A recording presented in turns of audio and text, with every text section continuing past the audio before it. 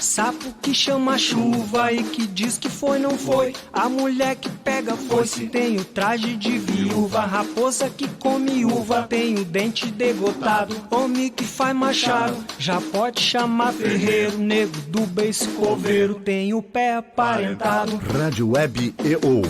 Aqui se faz, aqui se paga. Começou o programa, Lúcia. Começou, então, bom. Começou o programa, então. Bom dia. Bom dia ou boa tarde ou boa noite. Rádio ouvintes. Rádio ouvintes da Rádio AEO. Web. Não adianta sair, não. Eu tenho uma demência. Bom dia a todos.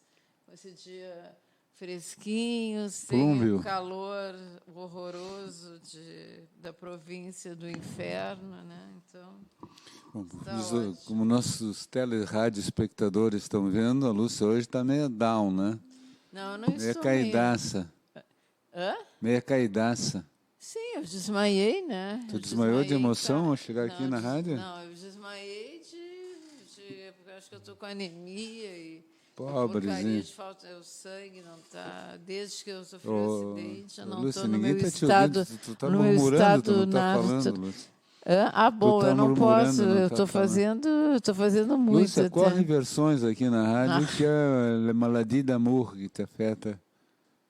Sabe o que é? A maladie d'amour? O que é? É o mal do amor, que tu está sofrendo de um amor fracassado, um amor não correspondido. Eu já nasci sofrendo de mal de amor, vou morrer todo mundo nasce sofrendo. Todo mundo nasce e todo morre. Mas conta, amando. por que não é o Ivo Sonagro que não te ama mais? O Ivo Sonagro. Deixa o Ivo Sonagro, marido. Coitado, o cara nem o conhece, o cara é lá de São Paulo. Mas o cara te corteja em tempo integral. Sabe o que eu acho interessante? Que ele nunca pega no teu pé, né? Ele por que ele pegaria no meu pé? Porque tu pega no pé dele. Não, ele podia te dar umas gozadas ali no Facebook. Porque eu só estou atestando aí que o Ivo Sonagro não larga o teu pé, né? Ele tem uma paixão doentia por ti, né? Tem paixão doentia. Tu conhece o Ivo Sonagro? Ele é de São Paulo. Teu nome é tão bonito, Sonaglio, assim, eu acho que é italiano, né? Ou é espanhol? Para mim é italiano. Agora eu nem sei se é o nome verdadeiro dele, né? Eu só sei que ele é casado, eu acho. E que ele tocou piano em Nova York. Era uma música lá do Frank Sinatra, porque ele botou foi uma a Nova foto. York, quando ele era bem moço, agora. Agora ele está velho. E eu sei que não sei a idade, ele não manda foto para ti? Não, eu nunca conversei com ele. Não, ele Lúcia, nunca conta a verdade aí, Lúcia. Nunca conversei. É mais um que a Lúcia desperta paixões incontroláveis. Que paixões? Tu acha que eu acredito em paixão incontrolável? Tu acredita em quem, então, Lúcia? Vamos ver. Sabe que o nosso programa se chama Hipotenusa Cultural. Tu, como é uma poeta, as coisas que te dizem respeito são interessam ao grande público, né? Não sei se... Eu não acredito em papo de Facebook, nem de Messenger. Eu te perguntei outra coisa. Perguntei sobre os homens que foram apaixonados por ti. Eu não sei de homens apaixonados por mim. Indiferença? Não, eu não trato ninguém com indiferença. Eu trato como as pessoas têm que ser tratadas. E como é que as pessoas têm que ser tratadas, Lúcia Dexay? Se eu sou interessada, eu trato bem. Se eu não sou interessada, eu não trato mal, mas fico na minha. Mas eu nem sei de apaixonado. Tu tem interessada por alguém ultimamente? Tu tem te interessado por alguém ultimamente? Já me interessei. Ultimamente quando? Semana passada? Não, isso aí é da minha vida privada, daí eu não falo. Não vamos falar. Mas tu é uma figura pública, conhecida, uma poeta. Eu não sou uma pessoa eu agora, Lúcia, terminei de ler o livro da Fernanda Montenegro. Eu gostaria de ler. Tu gostar? Aliás, eu li ontem muitas críticas a respeito do livro. Lesse aonde? no Facebook de pessoas, opiniões, né, de pessoas, mas até algumas pessoas que nem são teus contatos e pessoas de esquerda até criticando. Eu não sei porque eu não li. Pois é. Disseram que não sei. Então, se tu leste, qual foi a tua opinião? Ela é uma pessoa pública, né? Como tu, assim, uma pessoa famosa, quase tanto quanto tu. E vai debochar da ela voz. conta a vida dela. Ela tem 90 anos, tu tinha ideia disso? Sabia, e eu fico impressionada, né? E ela é um caso... É de 1929. Mas eu conheço uma senhora que dá de 10 a 0 nela, tem 97 anos. E é famosa também? Não, ela não é famosa, mas é uma mulher que ainda trabalha, é uma mulher que aparenta ter no máximo 70 anos, mora sozinha, faz as compras, não é rica. Os filhos ficam toda hora ligando para ela: mãe, precisa de alguma coisa? Ela disse: não, precisa de nada. Hã? É tua prima? Não, mas sabe de onde que eu conheci? Não. É onde eu faço a minha mão, às vezes, num salão. Como faço a mão? A tu mão? não tem mão? Faz uma unhas, mão nova? Uma mão nova? As unhas. Ah, as unhas. Quando Como eu vou, tu às vezes... Fica sem unha, tu faz uma unha nova? Não, eu não fico sem unha. Às vezes eu mudo, eu gosto de esmalte, aí eu vou, porque eu não sei fazer as unhas é pintar as unhas. Pintar as unhas. E essa senhora é a que trabalha no Não, ela não trabalha, ela frequenta? ela é a cliente. E eu vejo nós estamos falando da Fernanda Montenegro, né? Mas a Fernanda Montenegro é um caso excepcional, né? Mas ela conta a vida dela, assim, como tu devia contar também, com detalhes, desde o início, desde lá, quando a família dela, os avós dela vieram da Itália, tudo, né? Ela conta tudo, né? Sim, a biografia toda, desde a infância. O livro é muito eu, né? Muito eu. Tem algumas coisas bem interessantes. Mas ele é bem escrito? Né? Ele é bem escrito? É quase escrito como um diário, né? Então, não mas dá pra ela dizer escreve se é bem, na tua opinião? Não. Ela conta, sabe? É como se uma pessoa sentasse aqui na mesa conosco e começasse: olha, eu nasci tal, no dia tal, eu conheci fulano. E fala muito das pessoas, principalmente atores e diretores de teatro, né? Sim, e a vida conturbada teatral, dela por razões financeiras, como ela investia muito em teatro, esses grupos no Brasil principalmente, onde não há um apoio muito grande ao teatro, né? Então, ela formava grupos, os grupos depois tinham problemas financeiros, etc. Ela relata muito isso. Então, em alguns momentos é meio chato o livro, em outros é interessante, na medida em que ela trata de pessoas que a gente conhece, a gente já viu no palco, a gente já sabe, né? Os colegas, né? E... Mas ela é muito discreta, vamos dizer. Ela é uma mulher discreta. Não, na avaliação dos outros personagens, para elas, todas essas pessoas, de alguma forma, tinham alguma qualidade. Quando não tinham, ela se limita a um comentário muito rápido e tal, ela não entra em detalhes, ela não fala mal de ninguém, vamos dizer, né? Sim. Mas relata esse período de grande dificuldade para todos os brasileiros e para o pessoal de teatro, que foi aquele período do Collor, né? Onde houve se tomaram todas as poupanças das pessoas, né? O famoso plano Collor deixou as pessoas, de repente, até o Joelmir Beth né? teve um ataque histérico, né? No ar, eu me lembro. Quem? O Joelmir Beth, eu me lembro direitinho. Quando tomaram a poupança dele, eu me lembro. Não me lembro do episódio, mas enfim, ela relata, trouxe duas ou três coisas que eu achei interessantes. Ela comenta muito um negócio que é contraditório, o período do Getúlio Vargas, né? Getúlio Vargas, durante 15 anos foi um ditador, né? Quer dizer, Congresso fechado, segundo alguns, com posições fascistas, né? Posições inspiradas, né? na Carta de Lavoro do Mussolini, né? Nas questões trabalhistas, né?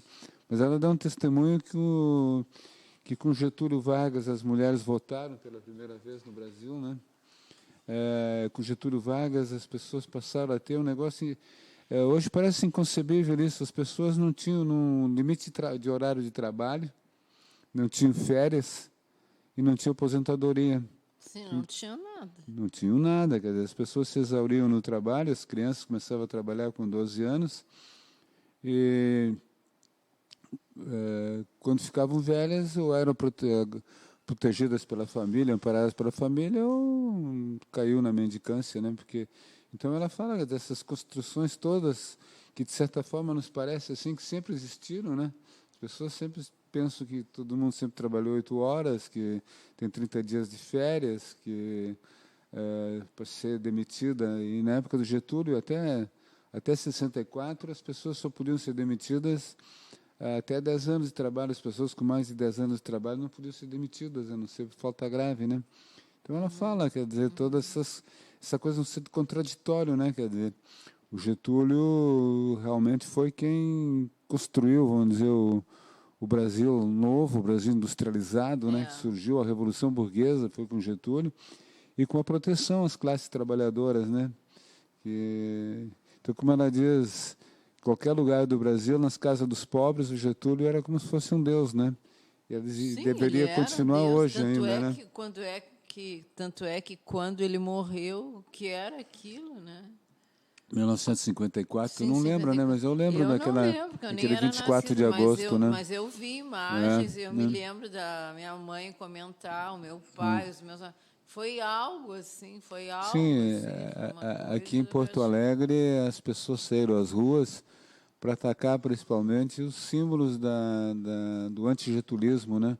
Que era aquelas emissoras de rádio e jornal do grupo do Assis Chateaubriand, Diário Associado. Sim. Então, o Diário de Notícias, que era ali na Praça da Alfândega, na frente da Praça da Alfândega, onde tem o edifício aquele do relógio, hoje era por ali, né? Ali foi depredado, né? Quebraram tudo, né? E a Rádio Farroupilha era na Duque de Caxias, esquina do viaduto, onde tem hoje um prédio altíssimo ali. Ali era a rádio, né? Então foi a Rádio Farroupilha, foi o Diário de Notícias, foi o Consulado Americano, que era na Marechal Floriano, esquina Rua da Praia. O pessoal invadiu ali, era um prédio. O prédio ainda existe ali ainda, né? E jogaram tudo lá de fora da rua. E o mais engraçado é que algumas lojas que faziam referência aos Estados Unidos foram atingidas, né? Algumas que era apenas um nome de fantasia, como a importadora americana ali aqui na Avenida Farrapos, aqui perto do nosso estúdio, né? Os caras jogaram os carros no meio da rua, né? E o outro mais engraçado, esse era uma boate que tinha aqui na Voluntários da Pátria, que se chamava American Boate. Pagou pelo nome, né? Vai ser colonizado, botar um nome estrangeiro, você paga um dia por isso, né? Mas voltando a Fernanda, além desse episódio do Getúlio, acho que nos poucos momentos em que ela entra na área política, né? Ela, de certa forma, mesmo se fazendo referência aos acontecimentos de agora, né? Dos acontecimentos teatrais de agora, a partir do golpe contra Dilma, né? Ela não fala nisso, né?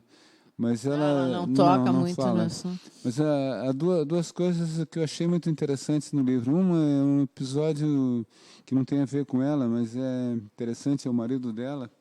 Fernando Torres. Fernando Torres. Ela conta que ele estava num monólogo, numa peça, não sei qual é a peça, estava num texto. De repente, ela disse que estava do lado de fora, na coxia, assistindo. Né? Eu não sei se era um momento só que ele estava em cena, mas, enfim, era apenas ele em cena. E ele começa a declamar um texto, de recitar o texto, né? Aí ele para, e as pessoas percebem que aconteceu alguma coisa com ele, porque ele para alguns segundos. Tal. Aí, de repente, ele se volta para a plateia e diz, olha, nós podemos fazer duas coisas a partir de agora. Eu começo a ler o texto, ou, se vocês não concordarem com isso, vocês passem na bilheteria, peguem o seu dinheiro de volta. Porque, a partir dali, ele esqueceu completamente o texto. Né? Deu uma amnésia. Mais do que isso, né? Quer dizer, ele sofreu um AVC ali, né? Ele teve um AVC. E ela conta que na medicina da época, nessa década de 70, tá, as pessoas estavam muito ligadas à história da psicanálise, né? Então, foram tratados como se tivesse tido um bloqueio de caráter psicológico. Né? Um bloqueio emocional. Né? Ou da psiquiatria, através... Então, eles tomaram muitos medicamentos se acalmar. Algo mas as pessoas compreenderam ali, ou se levantaram, pediram o dinheiro de volta? Não, as pessoas compreenderam, aplaudiram. Então, menos isso. Ela fala que muito tempo depois, quando os tratamentos neurológicos começaram a ser mais bem vistos, né, principalmente na classe teatral, né, que achava, né, que todos os problemas eram um problema psíquico, né, eles se deram conta que ele estava praticamente envenenado com tantos remédios que ele tomava, né. Ele chegou a recuperar um pouco as condições físicas tal para continuar trabalhando, mas não viveu muito tempo depois, né. Outro episódio interessante, que aí eu vou pedir teu testemunho. Vou tomar um café aqui. Saúde. Oh. Saúde. Eu fico na minha aguinha. Café aqui é ótimo. Me hidratar. Ela conta que ela casou virgem e que o Fernando Torres... Casou com ele foi o único, eu nem sei, ele foi o único marido dela. Foi não só o único marido, como, segundo ela, o único homem da vida dela. E ela fala na perda da virgindade como uma espécie de um rito de passagem de um determinado estágio para outro, quer dizer, no estágio de uma mulher solteira para uma mulher casada, né? E, de certa forma, cobra esse acontecimento com um certo viés, assim, não digo religioso, mas com um aspecto que hoje praticamente as pessoas não dão mais importância, né? Quer dizer, era um ato que tinha um significado, né? Quer dizer, um significado, uma declaração de amor, alguma coisa nesse sentido, né? Acho que até hoje eu acho que ainda existe esse significado, assim. Só que as pessoas encaram com mais naturalidade, porque não é o comum daquela época. Mas eu acho que tem. Na década de 70 nós já tínhamos passado pelo início daquela revolução sexual, ano de 60. Já. E a virgindade não era um tabu como no passado, né? Não, mas não é como é hoje também, né? E como é que é hoje, Lúcia? Fala, conta a história, como são as mulheres hoje? Elas transam desde novinhas, transam muito, tem de tudo, tanto Mariano. quanto os homens? Tem os homens que transam desde novinhos, tem os homens que vão transar depois dos 30 anos, tem mulheres que transam com 14 anos, tem mulheres que transam com 18, com 20. Tem gente que faz disso realmente um ritual de passagem, que é uma coisa muito significativa. Tem gente que é uma coisa faz, como é que eu vou dizer, dá valor, mas também não é um ritual de passagem. Tem de tudo. Cada pessoa tem gente que dá o azar de pegar um canalha pela frente. Tem gente que dá... É engraçado isso. As mulheres gostam muito de atribuir aos homens essa condição assim de canalha, mas né? tem mulher canalha também. Tem mulher que ainda bem, né? Ainda bem Claro que não é um tem. preconceito. Não, eu não tenho. Eu acho que tem gente canalha dos dois lados. Acho que as pessoas são enroladoras dos dois lados. E o que caracteriza, nesse caso, a canalice? O sujeito usa subterfúgio para obter um favor e depois dispensa a mulher, é isso? Um subterfúgio tem uma diferença, às vezes, entre canalha e mulherengo, né? Como é que eu vou dizer? Então vamos ver aí, vamos ver essa classificação aí. O canalha, pelo menos o que eu já li... Tu já leu ou não? O que eu já li... Conhece também as pessoas, né? Pela minha experiência e pelo que eu já li e pelo que eu já testemunho observei. Das amigas, sim. Canalhas são homens que gostam de muitas mulheres. Mas isso é ser canalha? Não, Maria, deixa eu concluir, Maria. Desculpa. Que gosta de muitas mulheres, tem relacionamentos com várias mulheres. Ao mesmo tempo. Ao mesmo tempo, ou às vezes nem tão ao mesmo tempo, mas às vezes está com uma, tu fica um tempo com uma, daqui a pouco enjoa, passa para outra. Tá. Mas o canalha... Esse é o canalha? Não, para um pouquinho, Maria. Mas o canalha gosta de mulher. Mas ele não vai querer nunca, como é que eu vou te dizer, falar mal da mulher, difamar a mulher. É mais um estilo de vida, canalha, cafajeste, um conquistador. Mas por que canalha? Canalha é muito pejorativo, porque né? Deram esse ter. Mas tem mulheres que fazem a mesma coisa. Claro que tem. E o mulherengo, sim, o mulherengo é um cara que não está nem aí se as mulheres ficam sabendo, se não estão sabendo. O mulherengo não tenta esconder uma da outra. Mas essa tua classificação é muito pessoal. Eu nunca ouvi falar essa distinção entre mulherengo e Eu já li canalha. várias psicólogas falando sobre isso, psiquiatras, e já vivenciei casos assim. Canalha, então, o canalha... Mas tem mulher canalha, né? Tá, o canalha, então, Não sou contra. ele usa a mulher um tempo e depois cai fora. Aí nós temos que ver o que é o termo usar, pois né? É complicado, usar né? é complicado, é meio relativo, né? Tem mulher que diz, eu fui usada. É relativo, né? Tudo é meio relativo. Né? Na verdade, as pessoas... Mas a poligamia é antiga, né? Não é esse fato só que era um determinado período restrito, ou pelo menos publicamente restrito aos homens. Mas os homens têm várias mulheres, em algumas religiões, em alguns hábitos de país ainda continua existindo, né? Quer dizer, o cara até oficialmente pode ter mais de uma, e aqui não oficialmente pode ter várias, e havia um certo consentimento social nesse sentido. Então, isso é um aspecto. Sim, e as pessoas, e com mulheres, era um horror, né? Não, as Se uma mulheres já era mais complicado, né? Difícil. Por exemplo, até vamos supor, um cara que fosse solteiro, tivesse uma namorada, uma noiva, e tivesse um caso com uma mulher. Aí, se alguém descobrisse, seria um horror. A mulher era a... Não, para um pouquinho. Se um homem tivesse a namorada e tivesse outro caso, isso seria um horror? Não, o contrário, né? Se a mulher tivesse outro caso, o que tu está contando? Qual é a tua Estou contando as duas coisas. Tem homens que tinham uma namorada ou uma noiva antes de casar. E aí tinha um caso com alguém. Tá, isso era comum. Isso ficou muito comum. E aceito, praticamente. Aceito. Só que com as mulheres, elas só faltavam ser cuspidas na rua. Né? É verdade. Eu tenho um caso, eu não vou citar a pessoa, mas é uma pessoa que eu até quero conhecer muito, que é uma mulher que eu admiro muito. Eu não vou citar o nome, porque é uma pessoa que... Como é que tu quer conhecer? Então, tu conhece já. Eu conheço a filha dela, mas eu quero conhecer muito a mãe. E é uma mulher que eu admiro muito. Que eu gostaria de ser assim. Assim como? Como a mãe dela. O que fez a mãe dela? A mãe dela deve ter agora uns 80 anos. Ela era do Alegrete, do interior do Alegrete. Fica dando esse detalhe, daqui a pouco as pessoas sabem de quem se trata. 80 anos, interior do Alegrete. Tem 3 ainda, viu? Porque eu não vou tocar o nome da pessoa. E ela era uma mulher de uma família muito humilde, muito pobre, muito ignorante. Mas essa mulher nunca tinha... Era uma mulher sábia. Ela nunca tinha lido sequer um livro. Tá?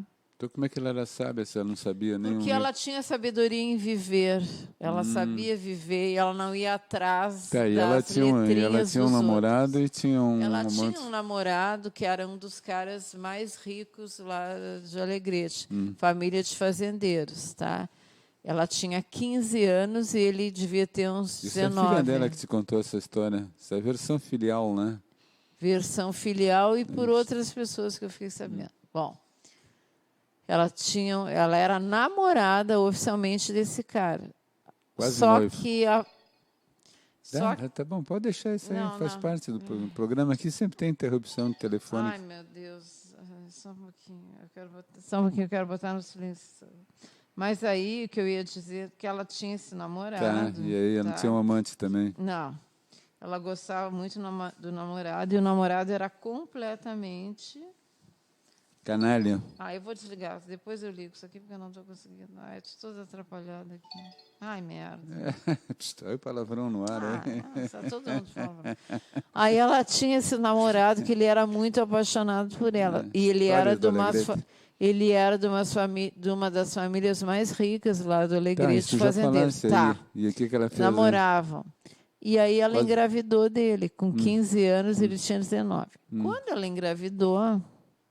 A família dele, por ser muito rica, muito tradicional, disse para ele: meu filho, tu não vais assumir essa mulher, nós vamos te mandar embora para outro lugar e ela que se vire. E foi o que ele fez, um grande covarde, cagão, que não soube assumir. a família dela ficou contra ela também. Sim. Porque minha filha, tu não podia ter engravidado, tinha que ter cuidado. E ela saía na rua, ela era cuspida na rua. Tá, e Tá? isso é uma tragédia, galera. Sim, Da campanha, não, tá? E aí, como é que termina essa atraso história? total, Por que ela é inteligente? Por que ela é inteligente? O que ela fez? Porque ela mandou todo mundo pastar, entre aspas. Lá em Alegrete é fácil isso, tem muita pastagem, né? Bom, né? pode ser, mas não é o caso dela. Ela simplesmente não deu bola para o pai, para a mãe, para a família, que eles queriam que ela abortasse, né? E ela disse, eu não vou abortar, de maneira nenhuma. Aí os pais disseram, tá, mas nós não vamos te ajudar nem com o pouco que nós temos. Ela disse, não tem importância, eu vou trabalhar e eu vou ter a minha filha. E sem a ajuda de homem nenhum. E ela, com 15 anos, começou a trabalhar e ela teve a filha. Então, aqui, essa tua amiga te contou Não, não é a minha amiga, não é a minha amiga. É a amiga da tua amiga. Não, não. É a irmã mais velha da minha amiga, que já é uma mulher de bem mais de 60 anos. Aí ela teve a filha. Só que aí o que aconteceu foi que ela teve, vamos dizer, uma felicidade. 2 anos depois, ela conheceu o pai dessa minha amiga, que era um cara de Minas Gerais, ele trabalhava... Mas ela já tinha uma filha, outra filha, então ela vai ter agora? Não, ela teve uma filha com esse namorado que abandonou ela, e ela sustentou a criança, e ela disse que eu não vou abortar. Aí ela conheceu... Mas não teria nada de errado se ela quisesse abortar, porque a pessoa às vezes não tem condições. Só que ela assumiu. Aí, tempos depois, ela conheceu um príncipe encantado. Não existe príncipe encantado. É um industrial famoso. Ela conheceu um homem que se apaixonou por ela, gostou muito dela, ela se apaixonou por ele, eles namoraram, tiveram um caso. Aí ele disse o seguinte, ele trabalhava numa linha férrea, né? E aí ele tinha vindo a trabalho a Alegrete, e ele disse para ela, olha, eu vou te dizer o seguinte, não sei se tu vais acreditar em mim, mas eu estou sendo muito honesto. Eu preciso de 3 meses para resolver a minha vida. Porque ele era casado lá em Minas. Porque ele tinha problemas profissionais, coisas de família, tinha que resolver. Eu não tenho como te levar agora, mas pode acreditar em mim. Daqui a 3 meses eu vou voltar, eu vou te levar para lá e vou levar a nossa filha, porque já é a minha, porque eu já estou assumindo. Mas que coisa bonita. E foi o que ele fez. Tu viu só, e foram felizes para sempre. Foram, até hoje. Então. E eles tiveram mais 5 filhos. Tiveram mais 5 filhos. Qual é a moral dessa história toda? Qual é a moral dessa história? Porque ela é uma mulher, Marino, para a idade dela, era uma mulher muito avançada para a época, corajosa, e ela deu uma educação que eu acho formidável para as filhas. E o que isso tem a ver com o negócio dos canalhas e os mulherengos e essa história toda? Porque a maioria... Tem pessoas de caráter fortes como essa tua amiga, e tem outros que não são. O que eu quero dizer é que, no caso do pai da primeira filha dela, foi um canalha, um canalha que não teve força. Frágil, fugiu, só que o que aconteceu depois? Anos se passaram, ele ficou doente. É um melodrama mexicano, ela foi ajudá-lo, né? Anos se passaram, ele ficou doente, e aí eu acho que bateu o remorso, e ele disse, eu quero conhecer a minha filha, e gostaria muito de te rever. E ela foi. Eu disse, minha filha, tu gostaria de conhecer o teu pai, teu pai biológico? Ela disse, vou, mãe. Mas foi. E aí perdoou o cara. Não sei se perdoou, mas isso é uma novela mexicana, um dramalhão. Isso vira novela da Globo. Tu viu na Globo isso? Conta. Eu tenho casos na minha família, assim, também. Não assim como a sabedoria dela. Tá, mas eu não sei por que essa história entrou no meio. Isso só por causa do canalha. Porque nós estamos falando era poligamia, monogamia, poliandria. Porque esse cara que abandonou ela foi um canalha, né? Tu não acha que a gente dá muita importância ao sexo e transforma tudo numa tragédia? Se todo mundo transasse com todo mundo sem maiores comprometimentos, não seria mais tranquilo? O que é com maiores comprometimentos? É? O que significa? Isso dá uma importância fantástica. As pessoas matam por isso, as pessoas sofrem. Mas as pessoas não matam nunca por amor. As pessoas matam por se ter te traído, abandonadas, ou porque são possessivas. Mas isso aí não é amor. Não, isso aí não é falou amor. Eu falei em sexo. falou em poligamia, falei que essas coisas todas se transformaram Porque num as pessoas tabu aí não que, sabem que é levar pesado não, para as pessoas carregar, não sabem né? levar não Não é sabem. pesado para carregar tudo isso, as culpas, as coisas de decorrência. Muitas vezes, numa mera relação sexual, se transforma numa culpa, num negócio pesado. Aí tu contasse uma tragédia gaudéria, Eu né? não vejo tragédia isso. Claro que é, não é?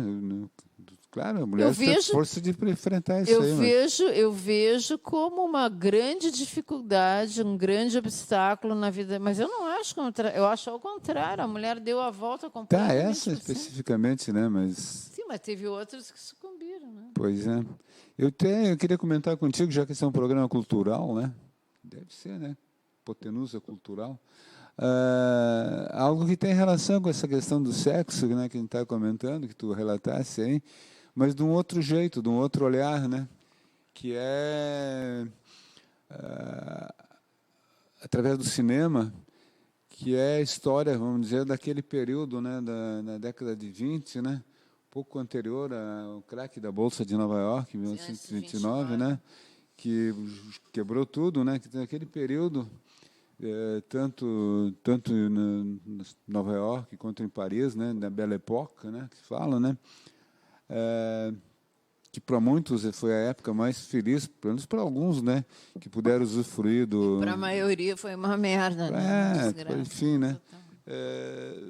Pois é, né? Quem faz os romances, quem escreve os livros é uma minoria que imagina que o que eles vivam seja a vivência de todos, né? Esse cinema social, o cinema que procura retratar a vida da maioria das pessoas, veio mais tarde, veio principalmente com o neorrealismo italiano, né? Depois da guerra, né? Com Vittorio De Sica, outros, né? Que começaram a enxergar, começaram a colocar os pobres nos filmes, né? Porque então os pobres ou eram na comédia, né? Na comédia, que os pobres o Chaplin, né? Ou era a vida dos ricos que interessava, né? E eu vi agora na televisão, essa semana, no Netflix, talvez um dos clássicos dessa época, né? Que retrata essa época, né? Que é baseado no livro do Scott Fitzgerald, né? Chamado O Grande Gatsby. Eu assisti com o louro bonitão, como é que é o nome dele? Sim, é o Leonardo DiCaprio agora. Não, eu estou falando do primeiro. Eu vi a versão mais antiga, o Robert Redford. Robert Redford e a versão nova é com o Leonardo DiCaprio. Leonardo DiCaprio, né? Eu gostei do primeiro, mas... Mas esse não é o primeiro, viu?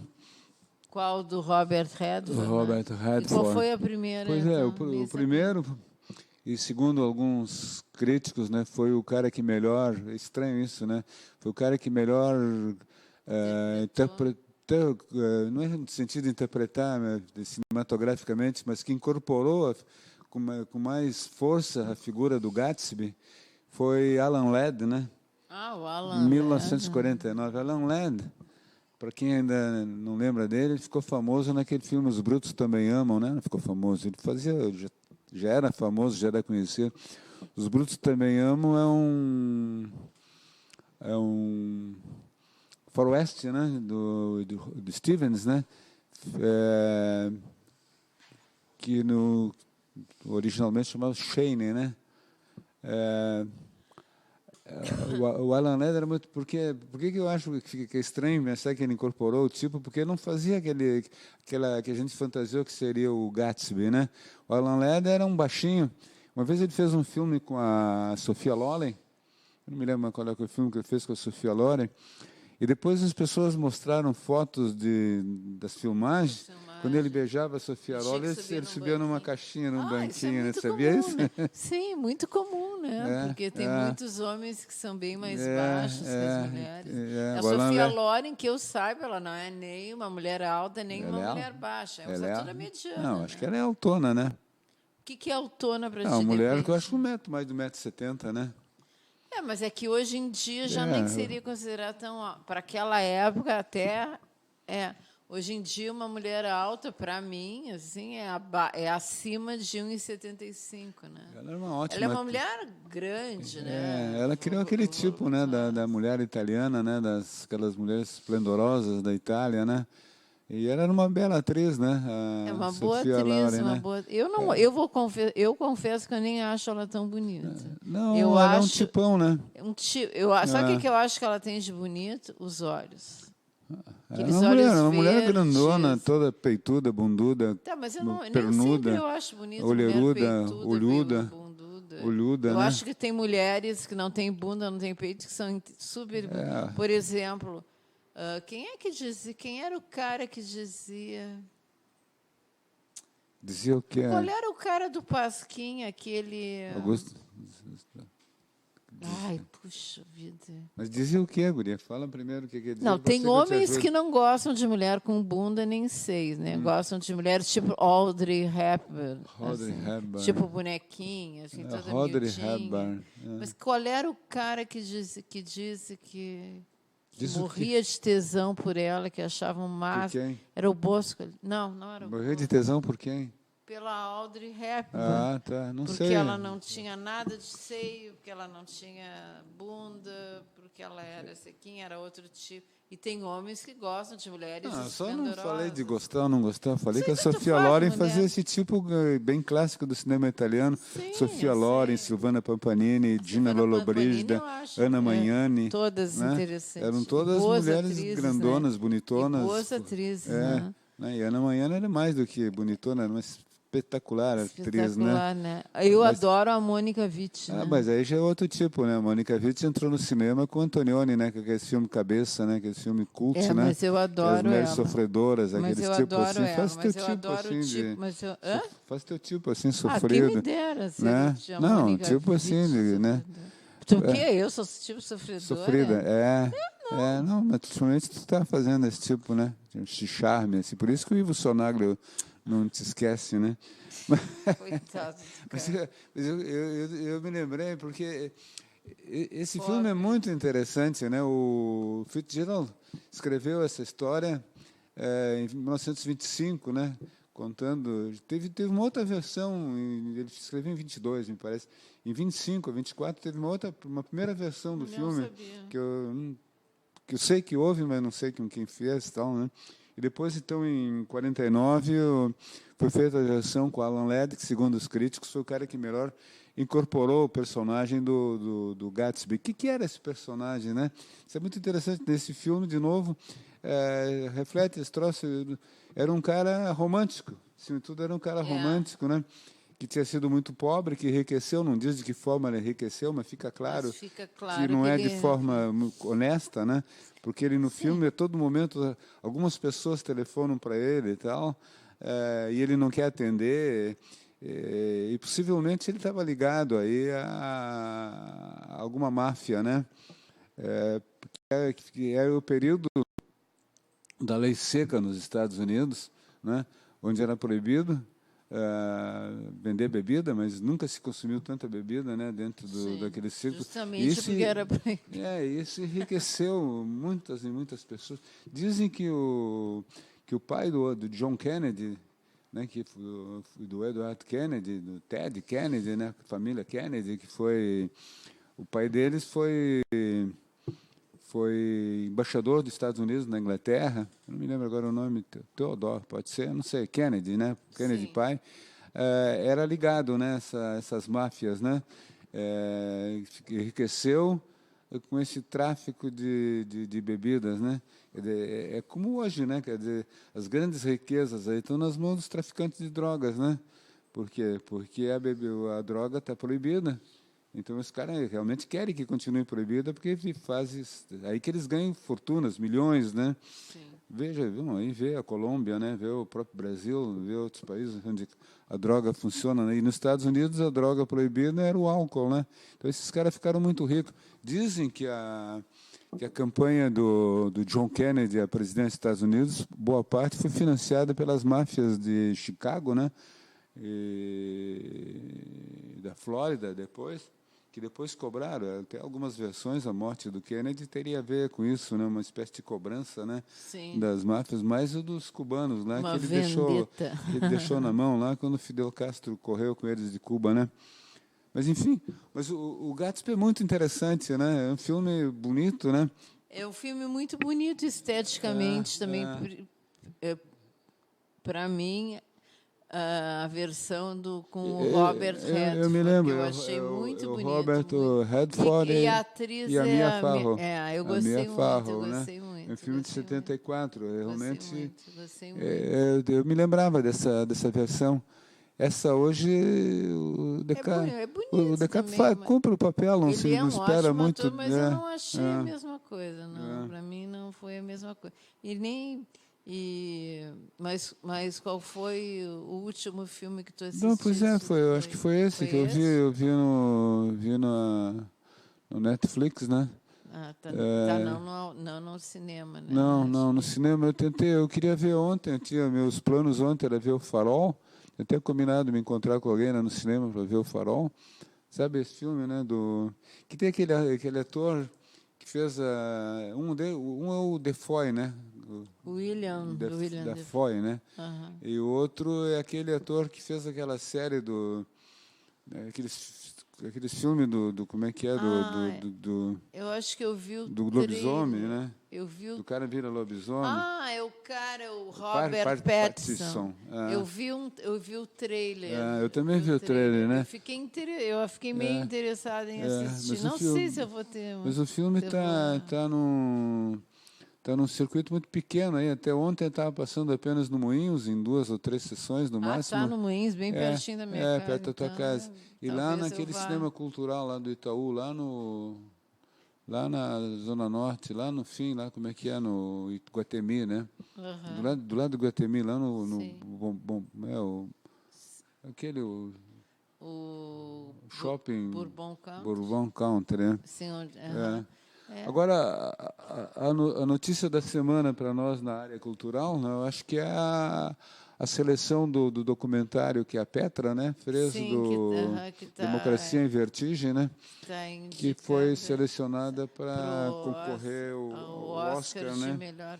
Em Los Angeles. E o Davi Coimbra já naquele jornal. Que cara lamentável, né? Quer dizer, para mim foi a coisa mais previsível. Não, mas tudo bem que ele não goste do documento. Ele exagerou, né? Não exagerou. Esse pode ficar naquela categoria que tu falasse aí, não dos mulherengos dos outros, né? Porque ele mente desesperadamente, quer dizer. O cara pode não gostar do filme, tudo bem, ele pode não gostar. Aliás, eu tenho pode não ser de esquerda, pode não gostar. Eu tenho restrições ao documentário no sentido assim, ele é muito difícil de entender o que é, porque ela narrou o documentário. E eu não sei se eu tenho dificuldades auditivas ou se eu não. Metade do que ela fala eu não consegui entender, né? Eu não assisti. Ela não devia ter. Ela devia ter escolhido alguém com uma voz mais potente ou mais clara. Enfim. Bom, mas aí é problema dela, melhor, né? O problema é que eu vi isso aí com dificuldade. Mas o documentário é muito interessante. É um documentário. Quer dizer, não é como essa bobagem que disse agora o Bolsonaro lá, que é fake. Não é. Está lá aquelas cenas deprimentes no Congresso, daqueles deputados venais, corruptos, votando o impeachment da Dilma. Quer dizer, é um dos negócios mais absurdos da história. Foi das piores. Que existe um parlamento, as pessoas foram eleitas, e os caras condenaram, votaram o impeachment da Dilma, pelas tais de pedaladas fiscais. Sabe o que é isso? Tu tem uma dívida, Lúcia, que vence agora em dezembro. Tu tem que me pagar agora em dezembro. Aí tu não tem dinheiro em dezembro. Aí tu antecipa um dinheiro de janeiro e me paga. Tu antecipou o dinheiro de janeiro para me pagar. É isso que ela fez. Sim. Quer dizer, contas que iam vencer um pouco adiante, como todos os presidentes faziam. Todos. Ela antecipou um dinheiro da coisa para pagar algum programa social, alguma coisa. Não foi um dinheiro. Em momento algum se levantou a história que tenha sido para ela ou para alguém beneficiar. Não, pura e simplesmente um formulismo legal que nunca foi observado. Foi um pretexto. Tiraram o presidente da República. Mas foi um pretexto usado para tirar uma presidente. Que fazia, no meu entender, gostando ou não gostando da Dilma, ela tendo acertado em algumas coisas, errando. Foi o pretexto que acharam, foi tirar. Não, e acontece o seguinte, esses canalhas, isso eram os canalhas, aqueles caras que estavam lá no Congresso, né?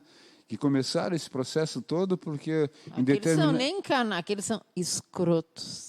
Pois é. Agora estou adorando essa palavra. Em determinado momento, o PT, que era o partido da Dilma, não deu apoio ao Eduardo Cunha, que pretendia se livrar de alguma condenação lá. E como o PT não votou a favor da condução do Eduardo Cunha no julgamento sobre sobre corrupção dele, não votou com ele, ele botou em votação o projeto, né, o pedido de impeachment da Dilma, que estava adormecido lá nas gavetas dele há muito tempo. Aí ele botou em votação e aquela turma toda se organizou. Então, tu elege um presidente, milhões de brasileiros votaram nela para presidente, quer dizer, a maioria votou nela.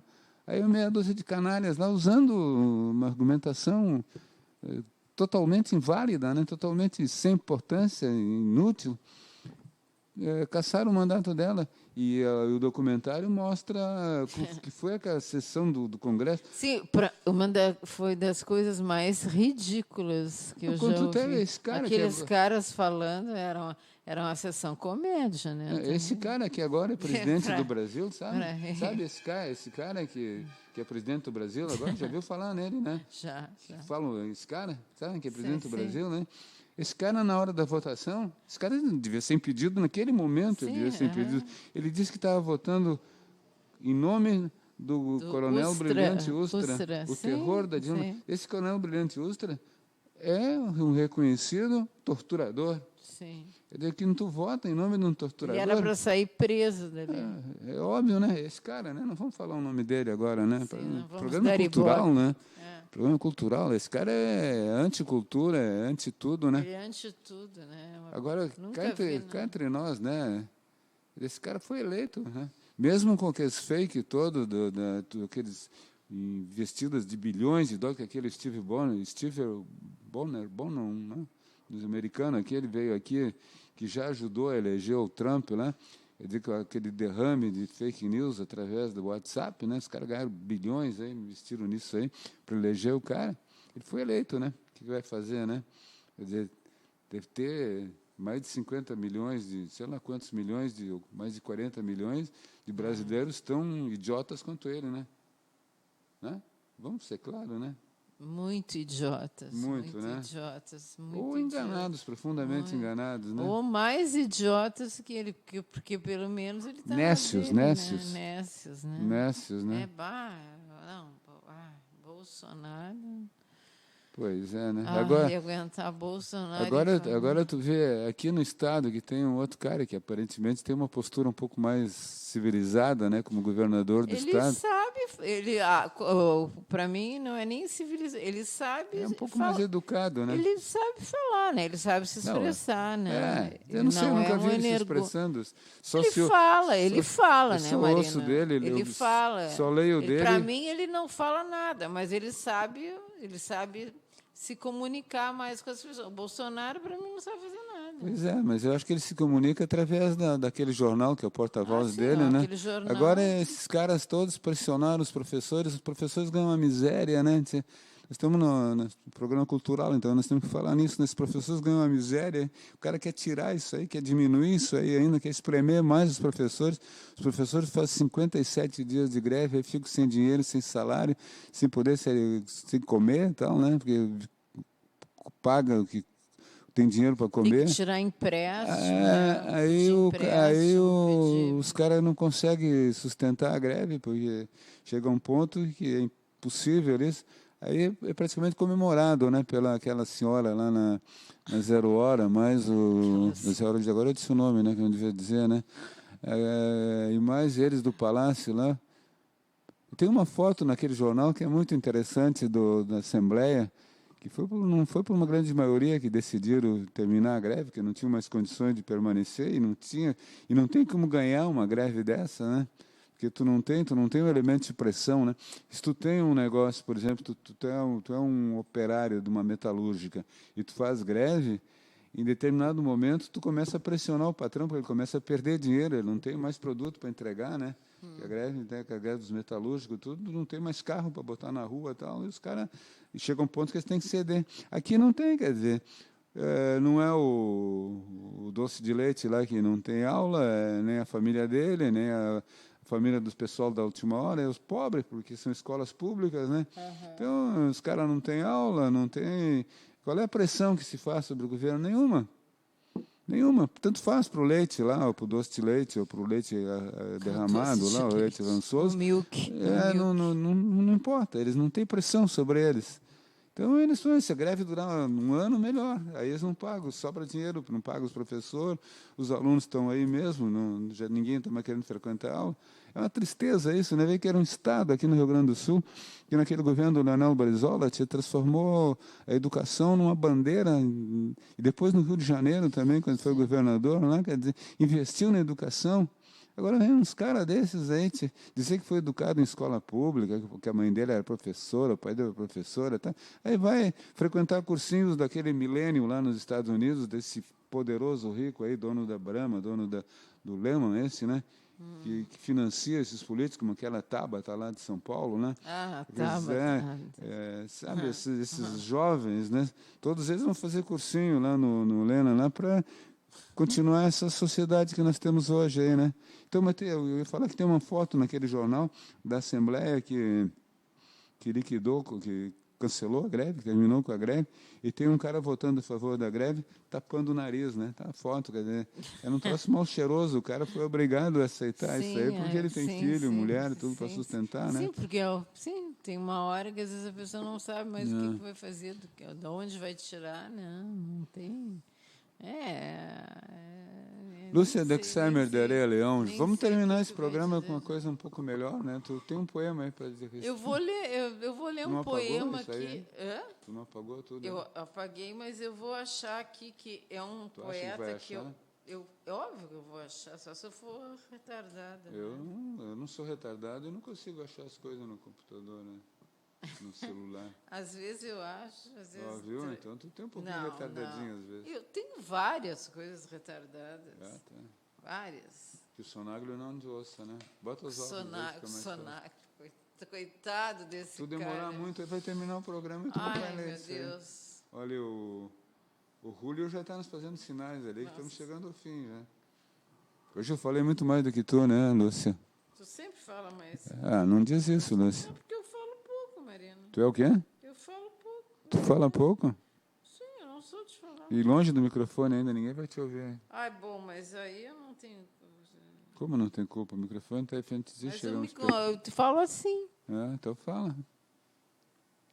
Quero ler aqui é um poeta que eu amo. Não é o Augusto dos Anjos. Esse eu amo, mas é um que... Tu viu como tu é polígama?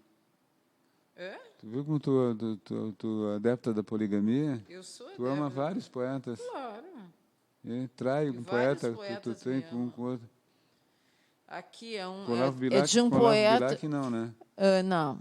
É um poeta que já faleceu em 1962, aos 32 anos. Como é o nome dele? Mário Faustino, piauiense. Sim, Mário Faustino. Tem um aqui que eu escrevi ontem aqui. Tu escreveu ou tu copiou? Eu copiei, né? Se é dele, né? E eu não sei dizer, me perdoe, ele que me perdoe. A gente sabe que tu não sabe dizer, né?